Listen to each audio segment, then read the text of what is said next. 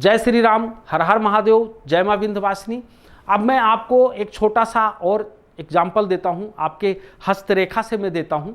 जो आपके हाथ हैं, आपके बनावट, जैसे समुद्रिक शास्त्र एक हमारा बहुत बढ़िया शास्त्र है, वो ये कहता है कि जन्म, समय, तारीख, किसी चीज़ की ज़रूरत नहीं है। अगर जातक यानी व्यक्ति अगर सामने खड़ा है तो उनके बारे में सब कुछ बताया जा सकता है। किसी भी चीज़ में ऐसा नहीं है कि उनको नहीं बताया जा सकता, हर चीज़ में बताया जा सकता है।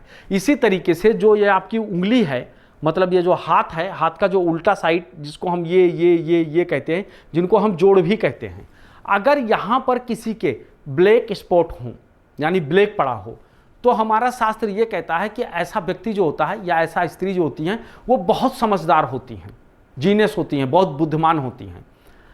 अब बुद्धि के दो रास्ते हैं, एक होता है सद्मार्ग, एक होता है कुमार्ग। अगर आपने अपनी बुद्धि को, जैसे दुनिया में कभी कभी मैं सोचता हूं कि दुनिया में कितने बड़े बड़े लोग पैदा हुए, एक पैदा हुआ जो दुनिया को सजाने का काम किया और एक पैदा हुआ जो दुनिया का मिटाने का काम किया, जैसे ओसामा बिन लादेन, फलाने ढमकाने, बहुत सारे लोगों का नाम सुना।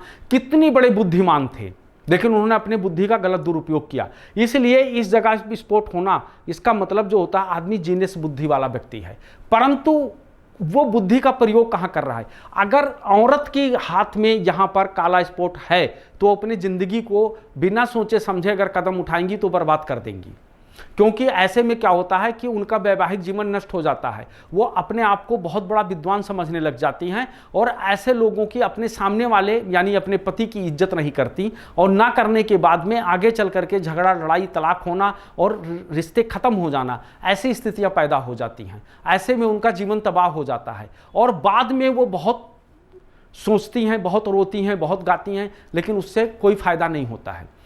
ऐसे लोग अपनी बुद्धि को सदा बढ़िया रखें, उसके लिए उनको मेडिटेशन वगैरह करना चाहिए। उसके साथ साथ में क्या करना चाहिए, उनको 8.5 रत्ती का पन्ना पंच धातु में बनवा करके इस कनिष्का उंगली में पहन के रखना चाहिए।